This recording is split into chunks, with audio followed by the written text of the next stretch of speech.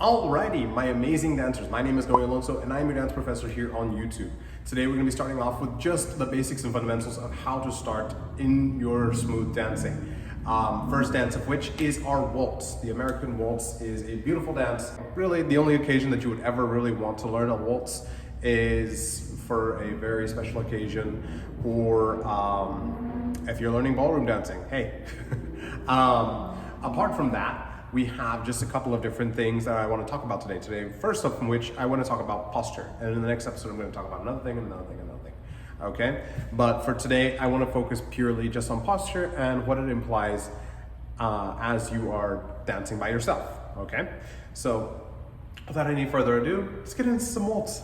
Okie dokie, guys. So from here, we're going to start off with just talking about one of the most important things that you can have in all of your ballroom dancing, not just smooth dancing, but just basic dancing in general, is just your posture, where your weight is distributed in, like, as you stand, as you walk, as you take your side steps, really through any different type of step that you could be taking. Number one, first of which, is always posture. So your posture is pretty much one of the most important fundamental factors that everybody is going to be looking for while you're dancing in general. So posture means that everything is in its correct alignment. Normally for me in a general stance, I usually try and have my weight evenly distributed over the center of my foot. In some dances it's further forward, in some dances it's a little bit further back, but generally around the center of the foot is about a good place to go. Because if you needed to, you can either toe tap or heel tap rather quickly without looking like you're doing, without looking like you're skiing. So posture, again, belly button, so navel tucked in, chest held high and proud, head held back, and feel like there's an elongation of the spine, and that should help you keep your correct posture for yourself. Now, a classic thing that I see people do as soon as they get into partner holds is that they immediately compensate for their partner. So let's say I am a taller guy dancing with a smaller gal, or even let's say a junior. Let's say we're dancing with a kid. Now, the most important thing I can do is keep my own hold. But what I see sometimes is that we compensate for our follow or for our partner. So in doing this, I'm not keeping the same technique that I would be if I was dancing by myself or with a partner doing whatever. That's one. Number two would be the exact opposite. Let's say I am the shorter one and I am dancing, and I'm the follow, I'm dancing with a taller guy, and I raise everything in order to like try and dance with him so I can look at his face. Not necessarily look at people's faces in dancing. I'm dancing with my perfect height partner, either as a lead or as a follow. Let's take lead, for instance. We have here, and I'm thinking about sucking in my stomach, but I forget that I need to keep my back straight. So what happens is that I become lurch. That's the thumbnail. So we have lurch, and then we have overextended. A common problem with this would be that you have too quick of a step, like you cut yourself short when it was meant to be a longer step, or you have somebody that is just going to do the opposite, who takes too long of a step and then falls into it. Versus for smooth dancing in particular, we have a little bit of an extension of the foot sinking into the standing leg before you take the step. And when you get there, you have your what? Perfect balance between distribution of weight between the heel and the toe. Okay? Again, you have still perfect balance. Now, from an even further step, you can have that, but in social dancing, that's not practical. Number one is posture. Posture is paramount, okay? But we're not here to talk too much about how to hold myself ready to dance. So for our first step in our waltz, we have our box. Now for our leaders, we're going to go for it all the way through and a couple of different sides.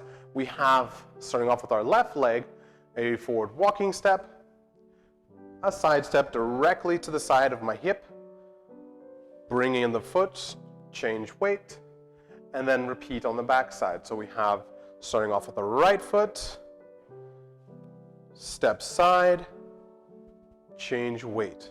We have forward, side, change, back, side, change.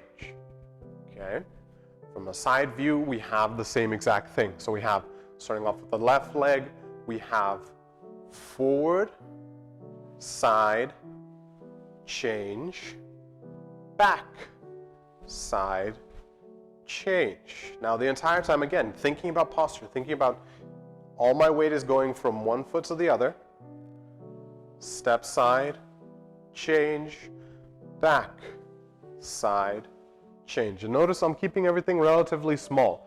In the beginning, so long as you understand the direction and the shape in which you're creating on the floor, size, it can change, okay?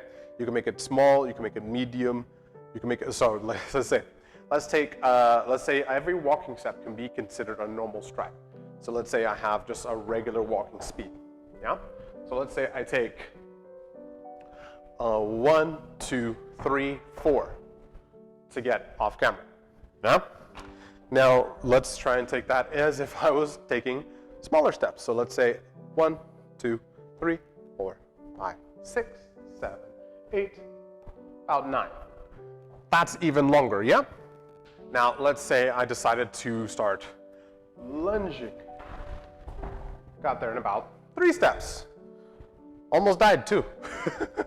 But you see that with every walking step, you can change that, that size, that you can change how you get across the floor. Now, that's for your walking step. Your side steps would be the exact same thing. Let's just say that you're trying to dodge out of the way, like someone's coming towards you and you're just like, whoop, swoop. That's the idea.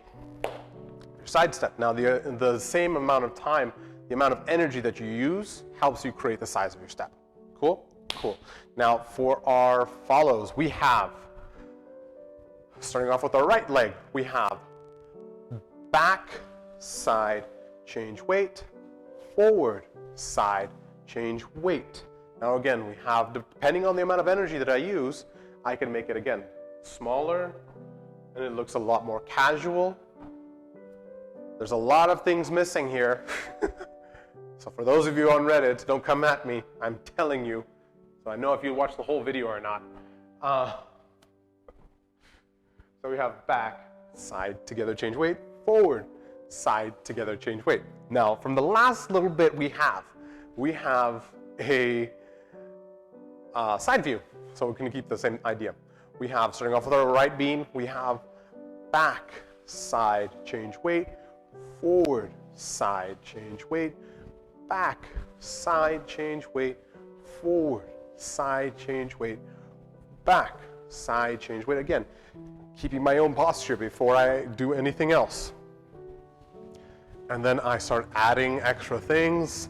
I start adding my own frame or sense of frame.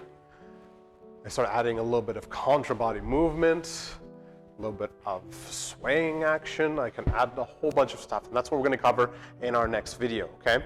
Our next video, we're going to be covering footwork, the type of footwork you're going to be having, and as well as the type of hold that you want to have. Okay. So with that, if you learned anything today, please leave a like, share, and comment, and I will see you guys in the next video, okay?